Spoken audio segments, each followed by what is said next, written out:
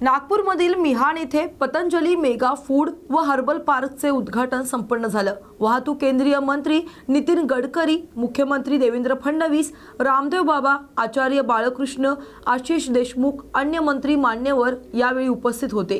या कार्यक्रमासाठी हजारोंच्या संख्येने नागरिक देखील दाखल झाले, तर लोकांसाठी एसटी बसेसच्या सोयी पुरवल्या जात होत्या। त्या व्यतिरिक्त त्यांना नाश्त्याची आणि पाण्याची जेवणाची व्यवस्था देखील करण्यात आली होती। या कार्यक्रमाचे वैशिष्ट्य म्हणजे हा आशिया खंडातील एकमेव पतंजली मेगा फूड व हर्बल पार्क नागपूर येथील मिहान येथे झालाय। याच्यामुळे शेतकऱ्यांना मोठा फायदा होणार असल्याचं यावेळी मुख्यमंत्री देवेंद्र फडणवीस म्हणाले। हमारे माननीय सम्माननीय मुख्यमंत्री जी का बहुत-बहुत अभिनंदन है, आपको प्रणाम है, वंदन है। और मैंने ज़्यादा समय नहीं लेना क्योंकि आप दोनों को जाना है, आदरणीय हमारे सम्माननीय गडकरी साहब को भी जाना है, तो आपके दोनों के यह जो कुछ भी मिहान में आज जो दिख रहा है ना, ये मूर्त रूप, मुझे इस बात को कहते बहुत प्रसन्नता है। ये तीनों महापुरुष परम श्रद्धेय पूज्य स्वामी जी की दूरदृष्टि, आदरणीय हमारे माननीय मुख्यमंत्री श्री देवेंद्र फडणवीस जी की महाराष्ट्र को लेकर के जो एक संवेदना, कार्य करने की भावना और हमारे इस देश के, मैं तो कहता हूँ राजनीति के हमारे अजात शत्रु आदरणीय श्री गडकरी जी की एक तरफ और ललक, उसका परिणाम है आज यह पतंजलि फूड पार्क यहाँ मिहान में बनकर के तैयार है। एक बार आप तीनों महापुरुष के लिए जोरदार करतल ध्वनि से स्वागत और सम्मान कर रहे हैं। वैसे अभी मैं ज़्यादा बात तो नहीं कहूँगा, मैं ये माननीय मुख्यमंत्री जी और गडकरी जी को एक सिंपल सी जानकारी देना चाहता हूँ। गडकरी साहब, माननीय मुख्यमंत्री जी, जब हम जिस दिन हमने ये स्टार्ट किया था काम, उस दिन 15 रुपये का चूड़ा था, 15 रुपये किलो का चूड़ा था। फैक्ट्री चालू होने से पहले पहले 22 रुपया हो गया है, यानी 45% फार्मर को एक्स्ट्रा इनकम शुरू हो गया है। और आगे से आपके सहयोग से जो बिचौलिए हैं, हम उन सबको भी खत्म करने वाले हैं। और अभी आपके हाथों से डायरेक्ट हम वर्चुअल मंडी के रूप में डायरेक्ट फार्मर रजिस्ट्रेशन करके खरीदने की व्यवस्था भी हम यहाँ से करने वाले हैं। मुझे आपसे एक निवेदन है, क्योंकि आपको जाना है, एक चीज़ कहूँगा, संतरा बोर्ड, जैसे अलग अलग बोर्ड बने हुए हैं, एक तो संतरा बोर्ड बना दीजिए। सिट्रस स्टेट की अपनी घोषणा करी थी, क्योंकि संतरे वाले भाई मेरे से मिल चुके हैं, तो आप मानिए आप इसे प्रांत के राजा हैं, मैं तो संतरे वाले का प्रतिनिधि हूँ, तो इसलिए संतरे वाले के प्रतिनिधि की ओर से मैं आपसे निवेदन करूँगा। और यहाँ पर कार्यक्रम कंटिन्यू चलता रहेगा। आदरणीय हमारे बहुत ही मेरे माननीय भाई शिवपुता जी हमारे यात्रा पर आए, हमारे आदरणीय भाई हमारे मंत्री जी, जो हमारे थोड़े से प्रेम से हमने आग्रह किया था, आदरणीय आशीष जायसवाल जी भी आए, हमारे सभी एमएलए बंधु, हमारे आशीष भाई, सभी का भी। और मैं एक बात और कहना चाहूँगा कि यहाँ पर बाकी कितनी भी चुनौतियाँ आई हों, परंतु हमारे मिहान की जो हमारे एमएडीसी के अधिकारी में शुरू में श्री भूषण गंगरानी जी थे, श्री आदरणीय दीपक जी थे, बाकी बहन श्रीमती स्वाति जी रही, अभी हमारे इटनकर जी जो है वह इस मोर्चे को संभाले हुए हैं। सबका बहुत सकारात्मक योगदान रहा। और आदरणीय स्वाति जी ने तो एक एक कर्मचारी को यहाँ पर पूरी तरह से काम में लगाने के लिए बड़ा योगदान दिया। हमारे सभी कॉन्ट्रैक्टर्स, ठेकेदार और हमारे आर्टिस्ट और इतना ही नहीं, यूटिलिटी के लिए जो मशीनरी वगैरह जहाँ से हमारे आई हैं, और इस प्रोजेक्ट के लिए सभी लोगों ने जिन्होंने विशेष योगदान दिया, वो सभी हमारे संगठन के सारे कार्यकर्ता भाई बहन जितने भी इस मंच पर हैं, हमारे सम्मुख हैं, आप सबका मैं हार्दिक अभिनंदन करता हूँ, वंदन करता हूँ। आदरणीय एम जी आए हैं, आदरणीय बहन हमारे साथ ही देवप्रिया जी हैं। और इतना ही मैं एक बात और बता देता हूँ कि हमारे बाबा जी भाइयों ने यहाँ दान भी दिया है। एक तो बाबा आ गए, दूसरे तो बाबा है बाबा जी। चलो मैं एक बार जोरदार अभिनंदन है तो माला उसकी दिया भाई संतरे वाली फूल वाली माला तो रोज पहनते हैं। और जो हमारे बड़े भाई गडकरी साहब ने कहा है और हमारे भाई देवेंद्र फडणवीस जी ने जो कहा है, अब ये 5 क्विंटल से मोबाइल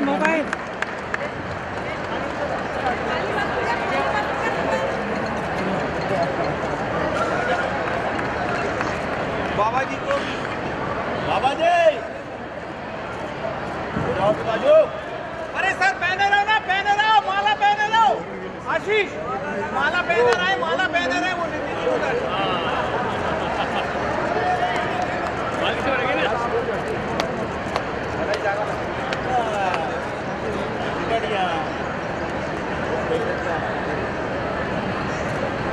तो अभी विधिवत रूप से मशीन में जो है संतरे का जो प्लांट है उसमें संतरा डाल करके शुरुआत कर रहे हैं। रायगड जिल्ह्यातील धाटाव MIDC हद्दीतील बंद असलेली केलकम कंपनी ही साधना कंपनी व्यवस्थापनानं घेण्याचं ठरवलं असून सदर कंपनीतील भंगार हलविण्याच्या हालचाली सुरू असताना आता उद्धव बाळासाहेब ठाकरे गटाचे शिवसेनेचे नेते आक्रमक झाल्याचं पाहायला मिळतंय। जर कारखाना हलवला तर केलकम कंपनीतील कामगारांची देणी देणार कोण असा प्रश्न उद्भवलाय। जोपर्यंत केलकम कंपनीच्या कामगार ठेकेदार ग्रामपंचायत कर दिला जाणार नाही तोपर्यंत कारखान्यातील भंगार हलू देणार नाही असा इशारा ठाकरे गटाचे रोहा तालुका प्रमुख समीर शेडगे यांनी दिलाय। शिवसेना जिंदाबाद, शिवसेना जिंदाबाद। उद्धव साहेब तुम आगे बढ़ो, हम तुम्हारे साथ हैं। समीर शेठ तुम आगे बढ़ो, हम तुम्हारे साथ हैं। शिवसेना जिंदाबाद, शिवसेना जिंदाबाद। कंपनीला आज साधना मॅनेजमेंटने विकत घेतलेली आहे। साधनाचा बघायला गेलं तर गेले 6 महिने कुठल्याही कामगाराचा पगार किंवा बोनस असेल कुठल्याही कामगाराचा त्यांनी कुठलाही देय अजूनपर्यंत दिलेला नाही आहे। आज कामगार तहसीलदारांच्या दारी जातात, प्रत्येक पक्षाच्या इथे जातात, पण अजून आजपर्यंत तरी आतापर्यंत तरी कुठलाही पगार त्यांचा आज सगळ्या कामगारांचा झालेला नाही आहे। मध्यंतरी साधनामध्ये जो काय अपघात घडला त्याच्यामध्ये जे 4 कामगार मृत्युमुखी पडले त्यांना आज भावपूर्ण श्रद्धांजली। पण त्यांची पण कुठली जी काही मॅनेजमेंटनी कमिटमेंट केली होती त्यांना मदत करण्याची ती कुठलीही मदत आजपर्यंत त्यांना पोहोचलेली नाही आहे। हे सगळ्या ह्याच्यामध्ये आपण बघितलं त्या सगळ्या गोष्टीमध्ये मध्यंतरी पण पेप्सी कंपनीमध्ये असंच सगळं हे झालं आणि पेप्सी कंपनीचा भंगार बाहेर काढला गेला आणि कामगारांच्या हाती काही लागलं नाही आहे। आम्हाला त्यांनी कामगारांचं सगळं देय द्यावं आणि सगळं घ्यावं, आम्ही कुणाला अडवणूक करत नाही, पण ते जर असं करत असतील का असं दादागिरीच्या ह्याच्यावरती आणि आम्ही ते खपून घेणार नाही। शिवसेना त्याच्यावरती आवाज उठवणार। मध्यंतरी पोलिसांच्या हातात धरून पेप्सी कंपनीने ते केलं सगळ्या ह्याच्यामध्ये आणि त्यांचा भंगार बाहेर काढून दिलं। पण आत्ताचे कर्तव्यदक्ष DYSP इथं आलेले आहेत, त्यांना आम्ही पत्र देणारच आहोत। आमचे इथले सरपंच असतील, माझ्या तालुक्यातील सगळे पदाधिकारी असतील, DYSP साहेबांना आम्ही पत्र देणार आहोत का बाबा कामगारांचे देय दिल्याशिवाय किंवा कॉन्ट्रॅक्टर असतील, बाकी ग्रामपंचायतीचे काही इतर थकबाकी असतील, हे सर्व लोकांचे देणं द्या आणि तुम्ही त्यातला जे काय माल असेल ते बाहेर काढा। आमचं काही म्हणणं नाही आहे। DYSP साहेब आम्हाला नक्की ह्याच्यामध्ये मदत करतील आणि सर्व कामगार बंधू पण आम्हाला मदत करतील। कामगारांना पण आता आस्ते कळत चाललेलं आहे का ही कंपनी आता विकली गेलेली आहे, ते पण आता आस्ते गोरगरीब कामगार तिथे कंपनीच्या माहितीसाठी सगळीकडे जातात। आपणही पत्रकार ह्याच्यामध्ये सर्वांनी आवाज उठवावा आणि ह्या कामगारांना न्याय द्यावं। उद्धव बाळासाहेब ठाकरे नक्कीच संघर्षाची भूमिका शिवसेनेची असलीच आहे, पहिल्यापासून आहे। ह्याच्यामध्ये आम्ही मगाशी आमच्या सरपंचांनी सांगितलं आम्ही 80% फक्त समाजकारण करतो, 20% राजकारण करतो। त्यामुळे नक्कीच संघर्षाची भूमिका तिथे गेट समोर आम्ही संपूर्ण आमचं जे तालुक्यातलं जे काही युनिट आहे तो नक्की कामगारांच्या लढ्यासाठी आम्ही एकजूट होणार आहोत।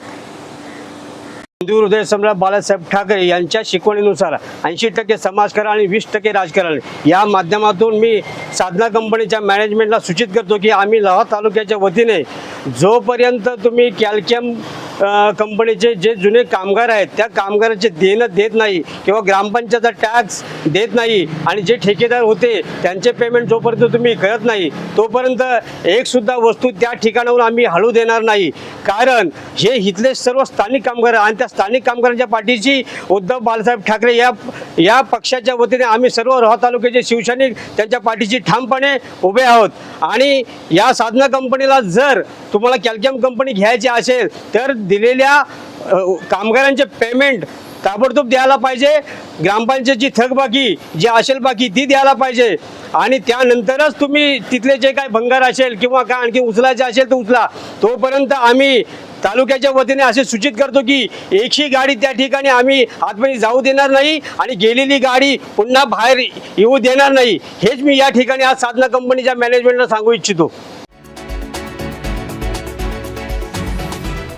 जिंतूर येथील शिवाजीनगरमधील अष्टविनायक गणेश मंदिरात जागतिक महिला दिन मोठ्या उत्साहात साजरा करण्यात आला. या प्रसंगी 4 महिलांना गौरविण्यात आले.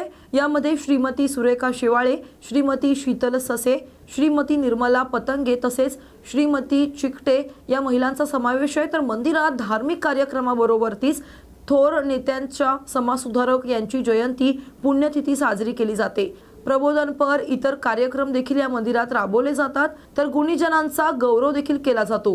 या प्रसंगी सेवानिवृत्त शिक्षक पंढरीनाथ बुधवंत, केंद्रप्रमुख केसी घुगे यांनी मार्गदर्शन केलं. याचा आढावा घेतलाय आमचे प्रतिनिधी बळीराज भराडे यांनी. महिला दिन म्हणून साजरा करतो आणि 1975 मध्ये त्या महिला दिनाला खरं तर समजा एक दिशा भेटली किंवा एक 8 मार्च हा दिवस दिशा, कारण त्या दिवशी युनो राष्ट्रीय संयुक्त राष्ट्र नांदेड जिल्ह्यातील शिक्षक समन्वयक संघ अंशतः अनुदानित शिक्षक व कर्मचारी यांच्या अनुदानात वाढ करावी यासाठी गेली कित्येक वर्ष त्यांचा लढा सुरूच आहे. अनेकदा आंदोलने, मोर्चे, निवेदन देऊन देखील काहीच फरक पडला नाही. काही शिक्षक तर केवळ 20% अनुदानावरच त्यांची सेवा पूर्ती झाली. त्याचवेळी सरकारनं आश्वासन देऊन त्यांचा फक्त वेळ काढून नेला. मग अशा अवस्थेत पेन्शनही नाही तर आमचं पुढचं जीवन जगावं कसं या भावनेतून यांचा संताप दिवसेंदिवस वाढत असून त्यातून जागतिक महिला दिन शिक्षक महिलांनी नांदेड येथील जिल्हाधिकारी कार्यालयासमोर सरकारला त्यांच्या मागण्या मान्य कराव्यात व उद्याच्या अर्थसंकल्पात पुरवणी मागणी द्यावी यासाठी जेल भरो आंदोलन करण्यात आलं. याचा आढावा घेतलाय आमचे प्रतिनिधी गंगाधर पडवळे यांनी.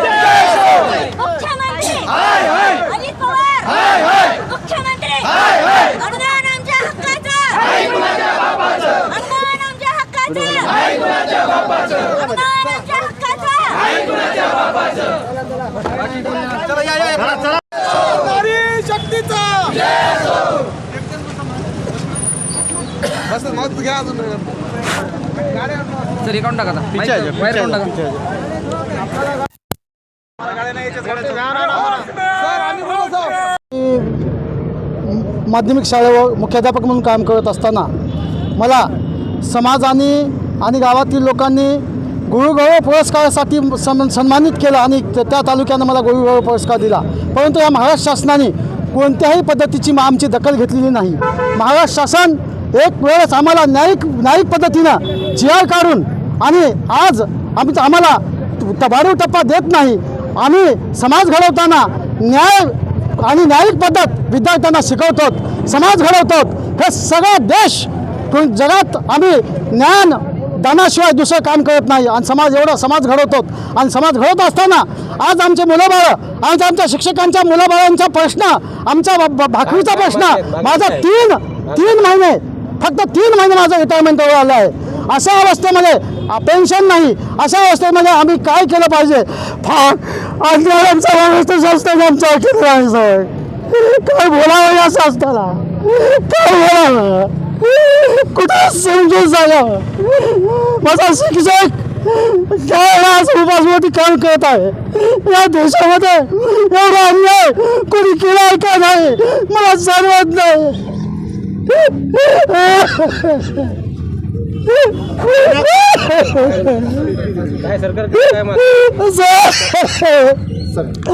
शासनाला एवढी विनंती हात जोडून की येणाऱ्या अधिवेशनामध्ये 10 तारखेला जो शासन निर्णय आहे त्याला निर्गमित करावा आणि वाढीव टप्पा द्यावा एवढीच मी कळकळीची विनंती करतो शासनाला.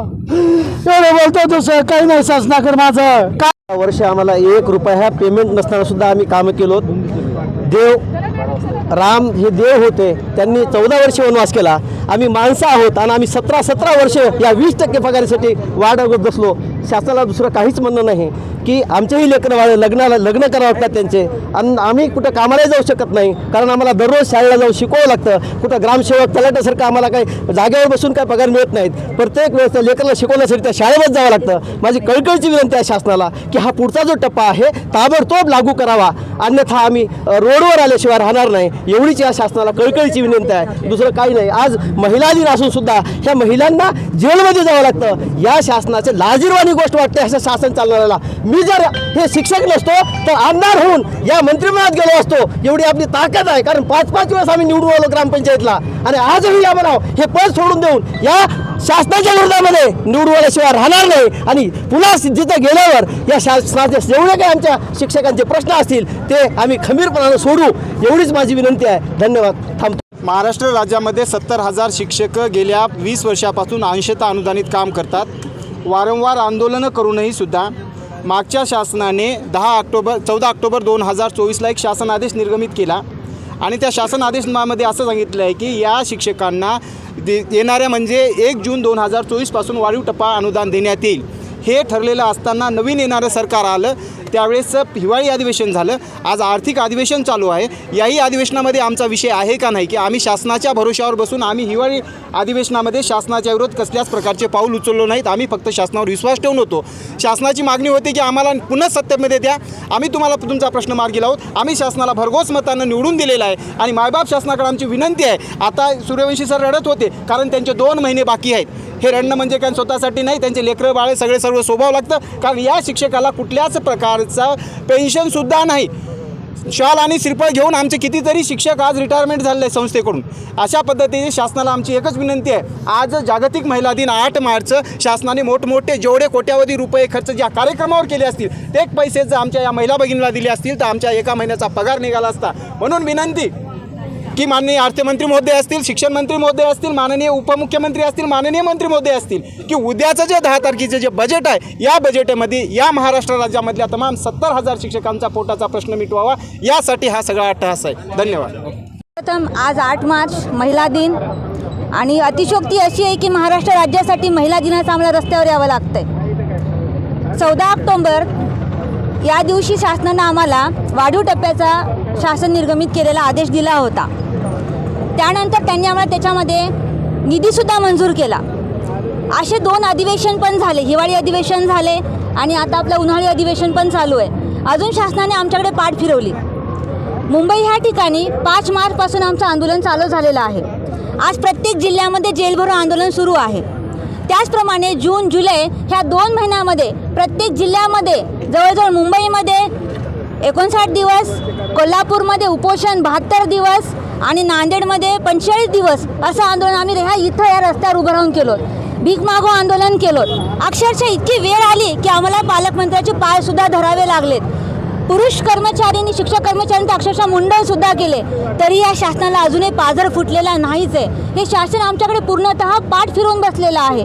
ह्या शासनाला म्हणजे आपले जे आत्ताचे मुख्यमंत्री आहेत फडणवीस साहेब, अर्थ खातं ज्यांच्याकडे आपले माननीय अजित पवार साहेब ज्यांच्याकडनं अपेक्षा कधीच करू शकत नाही आणि मागील काळामधले आपले आत्ताचे उपमुख्यमंत्री, मागील काळातले आपले मुख्यमंत्री शिंदे साहेब यांनी आम्हाला एक वाढीव टप्पा दिला आणि दुसऱ्याही टप्प्याचा त्यांनी आम्हाला शासन निर्गमित आदेशसुद्धा दिला. पण अजूनही त्यांनी कुठलीही याच्यावर दखल घेतलेली नाही आहे. त्यामुळे आम्ही आज प्रत्येक जिल्ह्यामध्ये जेल भरो आंदोलन करतच आहोत आणि शासनाला अशी विनंती आहे आमची की कित्येक दिवस तुम्ही आम्हाला उपाशी मारणार आहात, घरदार सोडून आम्हाला किती दिवस रस्त्यावर यावं लागणार आहे. आम्हालाही घर आहे, आम्हालाही परिवार आहे, आम्हालाही भूक आहे. आम्हाला जेवढी तुटपुंची पगार भेटते त्या पगारी तुम्ही एक दिवस काढून दाखवा, मग तुम्हाला कळेल आम्हाला शिक्षकांचे हाल काय होतात आणि आमचे दिवस कसा जातो.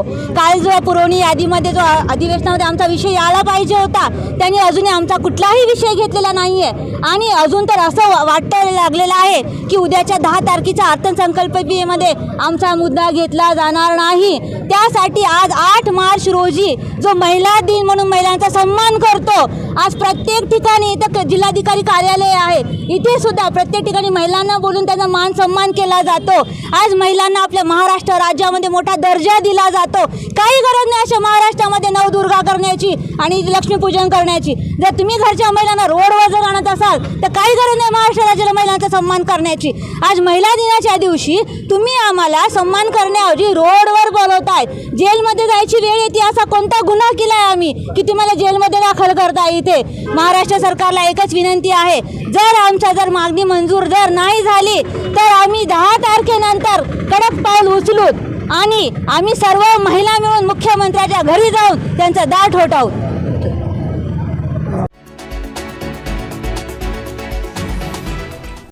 नागपूरमधील अंबाझरी पोलीस स्टेशनच्या हद्दीत रामनगर चौक येथे किरकोळ वादातून तरुणाची हत्या करण्यात आली आहे. मयत व्यक्तीचं नाव आत्माराम निकोसे, वय 38 वर्ष असं आहे. त्याचं गॅरेज असून गाडी बनवण्यावरून निकोसे व सरोदे या दोघांमध्ये वाद झाला. निलेश सरोदे यांनी निकोसे याला स्टील रॉड फेकून मारला. भाजी विक्रेत्याचे जुने भांडण असल्यामुळे त्यांनीही स्टीलचा रॉड निकोसे यांच्या डोक्यात मारला. त्यामुळे ते जागीच ठार झाले. पोलिसांनी दोन्ही आरोपींना ताब्यात घेतलंय आणि या प्रकरणाची चौकशी सुरू आहे. याचा आढावा घेतलाय आमचे प्रतिनिधी पंकज जोशी यांनी. काल एक रामनगर मध्ये एक हत्येचा मामला समोर आलेला आहे. कोण आरोपी होते आणि कशा कारणावरून हत्या करण्यात आलेली आहे, काय सांगाल त्याच्याबाबत? रामनगर चौकामध्ये दिनांक 7 मार्चला जवळपास 4 वाजण्याच्या सुमारास दुपारी ही घटना झालेली आहे. त्याच्यात एक गॅरेजवाला आणि एक भाजीवाला आजूबाजूला बसतात. गॅरेजवाल्याचं नाव आहे विशाल आत्माराम निकोसे, वय 38 वर्ष. तसेच जो भाजीवाला आहे त्याचं नाव आहे किसन रमेश तिवारी, वय 35 वर्ष, राहणार पांढराबडी. आणि या गॅरेजवाल्याकडे एक गाडी दुरुस्त करायसाठी घेऊन आला होता निलेश कृष्णा सरोदे हा पूर्वी. तर त्याची गाडी बरोबर दुरुस्त झाली नाही असं म्हणजे त्याचं म्हणणं होतं. हा भाजीवाल्याकडे आला होता निलेश, तर त्याच्यात गाडी दुरुस्त झाली नाही म्हणून थोडासा त्याच्यात वादविवाद झाला आणि त्यांनी पहिले एक रॉड फेकून मारला त्याच्यावर. तसंच त्या भाजीवाल्याच्या मनात राग होता जुना की जागेबद्दल वाद होता, त्यांचं दुकान लावण्याबद्दल किंवा त्याच्याकडे जे गिराईक वगैरे येतात ते गाड्या लावण्याबद्दल थोडासा वाद होता त्यांच्यात. तर हा वाद बराच जुना होता, पण त्यांची आपल्याकडे काही कंप्लेंट आलेली नव्हती. पण त्या वादाचं पर्यावसन काल आकस्मिक घटनेत झालेलं आहे आणि त्याच्यात निलेश सरोदे आणि किसन रमेश तिवारी यांनी मारहाण करून, तसेच किसन रमेश तिवारी यांनी स्टीलचा रॉड त्या मैताच्या विशाल आत्माराम निकोसे याच्या डोक्यात मारला होता.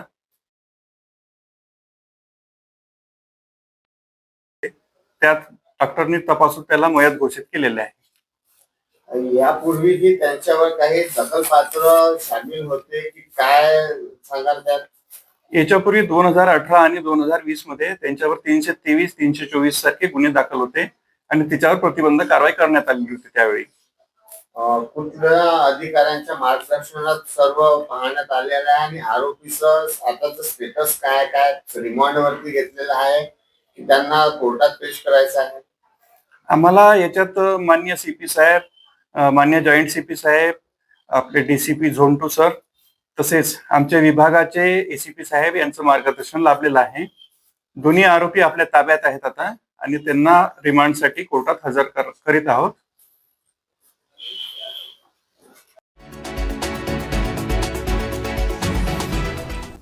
रिपब्लिकन सेनेच्या निवेदनाची तात्काळ दखल घेत जनसामान्यांना अनेक प्रकरणी न्याय मिळवून देणारे डॉक्टर पंकज आशिया जिल्हाधिकारी यवतमाळ यांची अहिल्यानगर येथे जिल्हाधिकारीपदी नियुक्ती झाल्याबद्दल रिपब्लिकन सेनेच्या वतीनं त्यांना पुढील कार्यास शुभेच्छा देण्यात आल्या।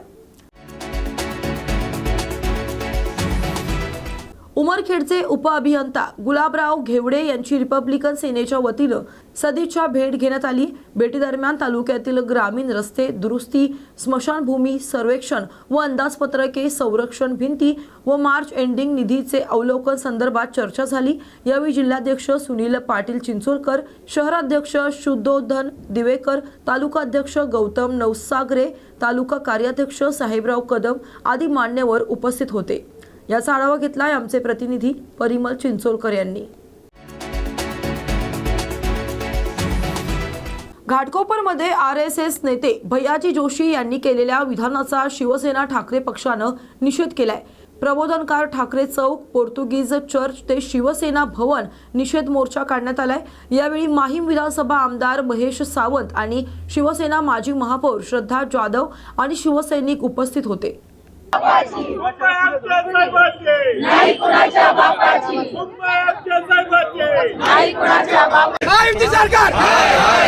सरकार